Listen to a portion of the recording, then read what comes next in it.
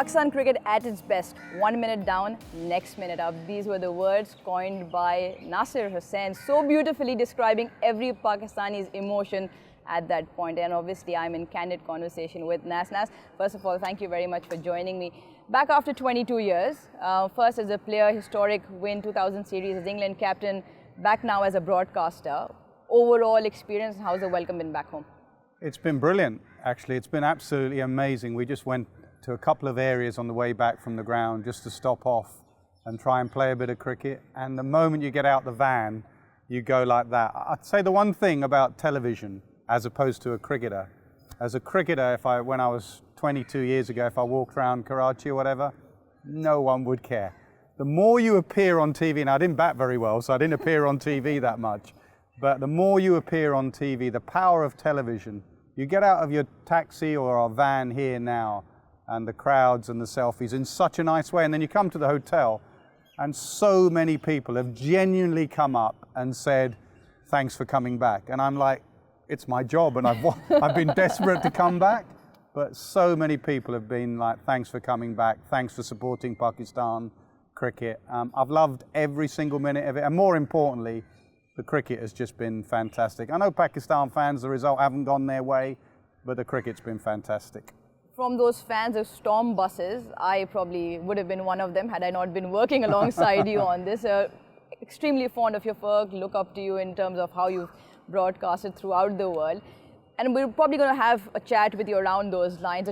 As a transition from a cricketer into a broadcaster, was it something that you had in mind, or how did it sort of pan out for you? I was speaking to a gentleman called Barney Francis, who was head of Sky Cricket, and I decided, my last day at Lord's, I only decided the night before I was retiring. I was playing New Zealand, and I luckily got 100, and we won the game. And it was too good an opportunity. I never really thought I was going to retire. I rang Duncan Fletcher, the coach, in his room, and said, Dunk, I think I'm going to retire tomorrow, in the hope that he would say, no, Nas, please stay on longer. And he just went, yeah, that's a really good idea. I think you should retire as well. So I retired, and then that night, the person at Sky rang me, Barney Francis, and said, we would like you to come and work in our commentary team. And I had no idea what I was going to do. The one lucky thing was the two people I was really close with, David Lloyd, our coach, Bumble, he had gone and done it, and he was a brilliant broadcaster. Michael Atherton, who I'd known from England schoolboys under 15, so at that stage for 18 years, since then for like 300 years, he had gone on to work for Channel 4 and was making himself into a brilliant broadcaster. So I really looked up to those two individuals. I spoke to them, and that team, that Sky team, Atherton, Lloyd, Botham, Gower, we worked with David here, Michael Holding, Ian Ward, Shane Warne, people like that. They were it was just like being back in a dressing room. So I really looked forward to it and enjoyed it. Easier, obviously, when you go back to mates or from playing days or otherwise and go back into the commentary box with them. But as you transition or watch cricket, when you would come back from your playing days, who would you look up to as a broadcaster or would love to listen to? Good question, really. Obviously, the greats, and a lot of them happen to be in that Channel 9 commentary box. So you're talking Richie Benaud. I remember doing one stint with Richie, and I'd leave my lip mic like this, and Richie dragged me to one side in the Lord's Media Centre, and I won't even try and do a Richie voice, but he said, if I could just give you one bit of advice, put your microphone down when you're not speaking. And that always, if Richie Benaud says that, that works. Bill Lorry, Tony Gregg, Michael Holding, now Ian Bishop, Ian Smith, the famous World Cup called by Ian Smith by the barest of margins. I know England players have come up to me and said how good it was not only winning the World Cup, but having Ian Smith's commentary on that moment. And that's how important commentary is. If you can nail the moment, like Richie Benaud did in the 2005 Ashes at Edgbaston, those lines are remembered forever. So there are some great commentators out there now. Ian Bishop, like I say, Michael Atherton, whatever. There's some fantastic ones out there.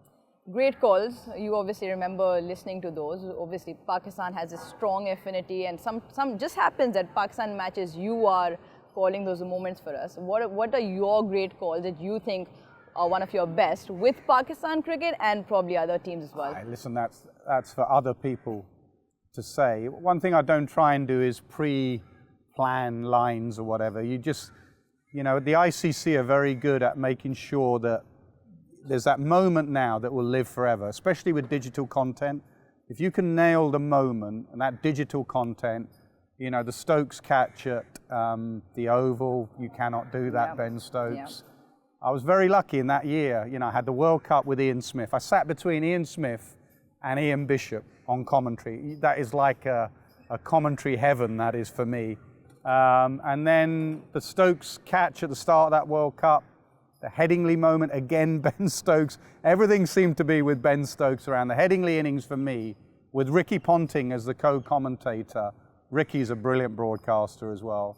I think those 3 or 4 stand out for me, and the 2 Pakistan, just unlucky or lucky, I happened to be on commentary with the Champions Trophy final when Amir finds the edge, it's dropped, and then the next ball, Sarav said, how important could that be? And I've gone, not that important. And it sort of reflected Pakistan cricket. The fans have been through the ups and downs of great moments. This World Cup that's just happened, they're knocked out. They should be going home, and suddenly they're at the MCG in a final from nowhere. And obviously the India game in Dubai, when Shaheen Shah Afridi bowls those 2 overs up front, and he bowls those deliveries to KL Rahul and Rohit Sharma. Sometimes you're just lucky to be in the commentary box in those moments. So there's some dull moments out there which you have to make sound interesting, and that's where David Lloyd was brilliant, actually. David Lloyd, when things go quiet in a test match and pretty dull, David Lloyd got the fun going with his sense of humour. Just on that, different formats as players, preparation is different, mindsets are different. I would imagine it would be slightly similar in terms of broadcasting as well when you come out for a T20 game, a one-day game or a 5-day test.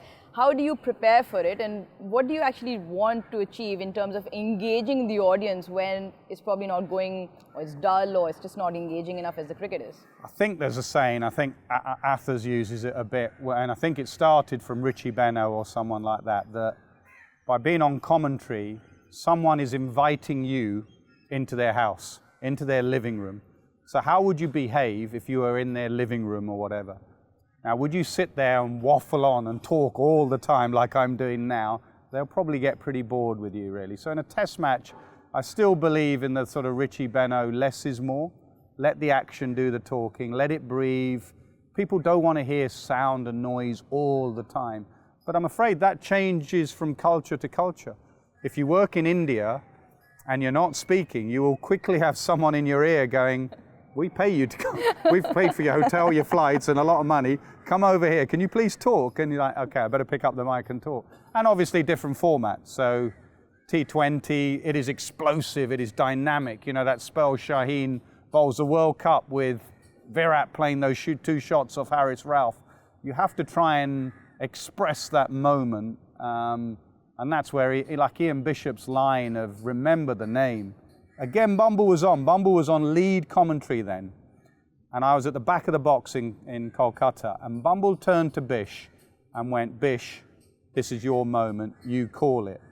And I was at a dinner with Ian Bishop the night before, and he was telling some of the fans, watch out for this lad, Carlos Brathwaite. Someone asked him the question. It was a question and answer session. And someone asked Ian Bishop the question, who should we look out for tomorrow? One of the names we haven't heard of. And he turned and went, just Carlos Brathwaite. He didn't say remember the name, but he went Carlos Brathwaite. And then he picked up the microphone, remember the name, Carlos Brathwaite. And that will stay forever in commentary sort of nirvana, really. He absolutely nailed the moment. And that's the difference maybe between Test match and T20. In terms of formats as well, when you're different teams play, especially T20 cricket, talk about, you said dynamic, more engaging, it's quick and it's on point. Does a particular team invite you? Is it more inviting for you to commentate because of the way they play, or is it not? No, I think you got to try and treat everyone exactly the same. Do your prep, do your research. I notice you do that. Concentrate. Something that Richie Benaud used to say, you sit at the back of the box and you may not work for an hour. You'll be getting yourself a coffee, you'll be doing all these other things.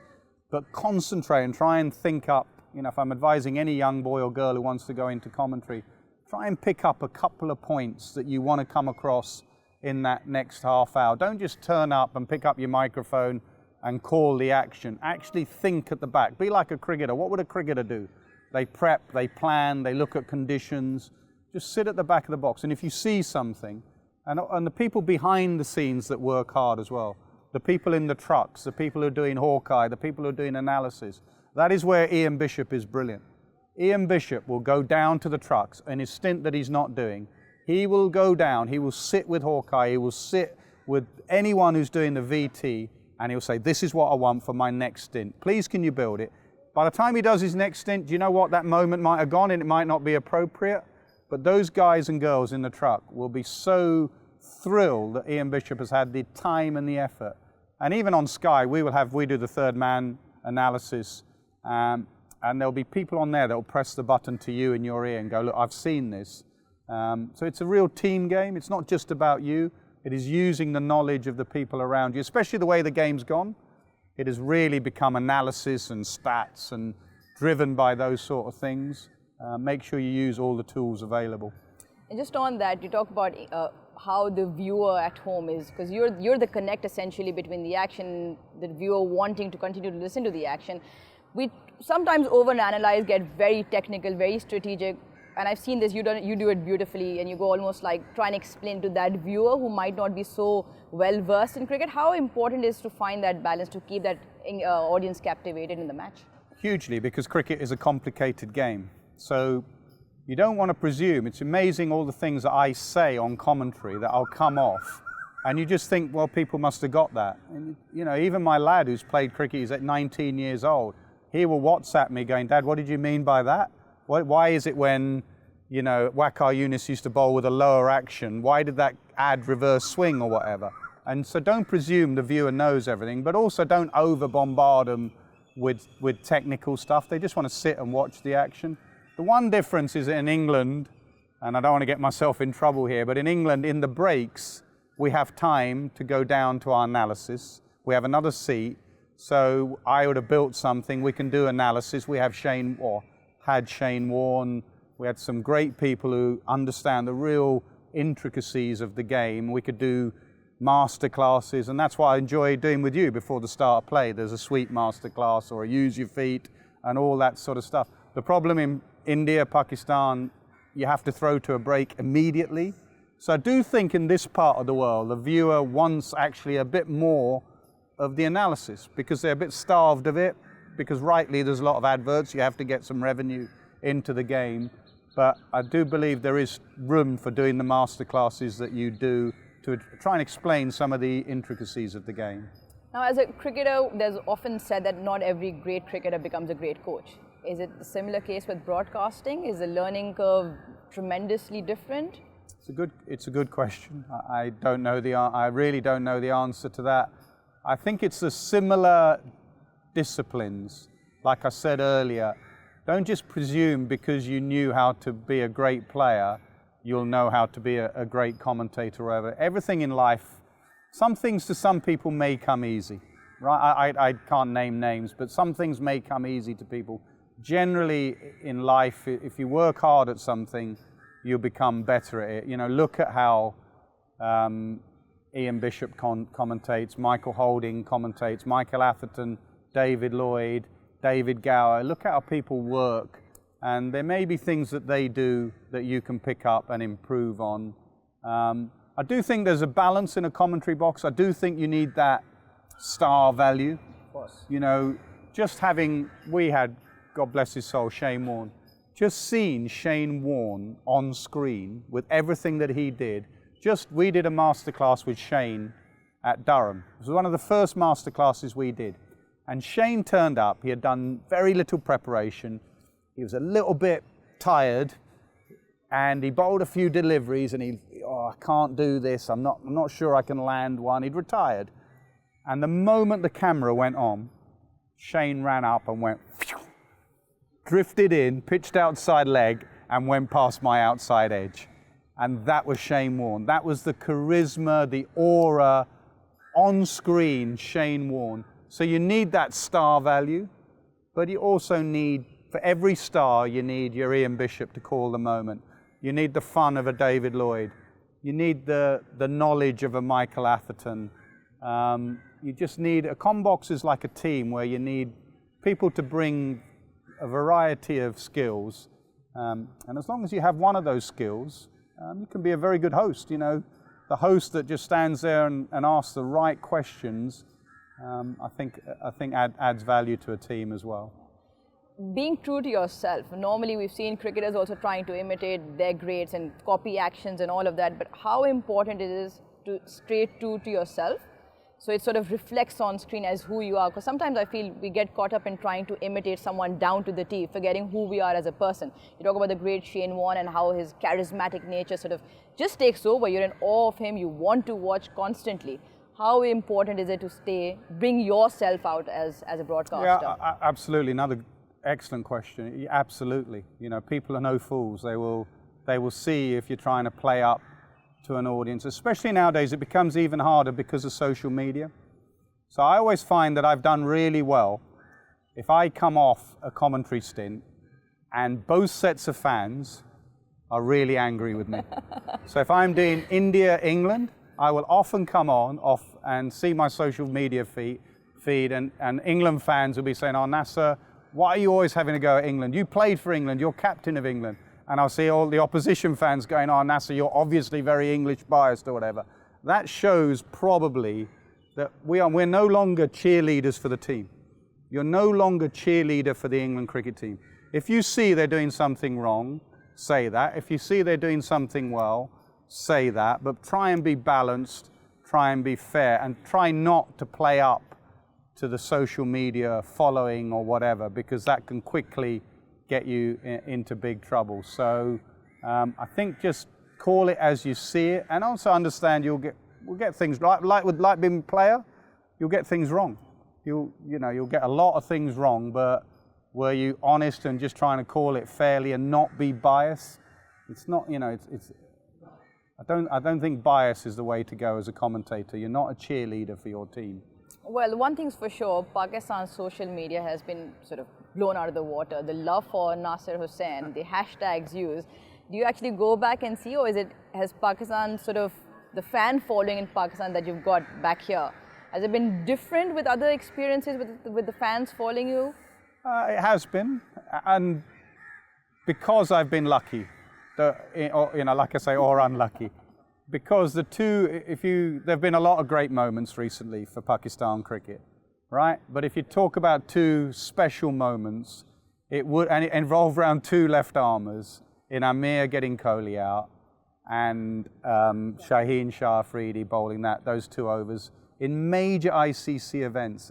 And they were both India, and Pakistan, for obvious reasons, don't play India that much. The global eyes on a Pakistan-India game, and it happened to be in such big games and such big moments. So I have a lot of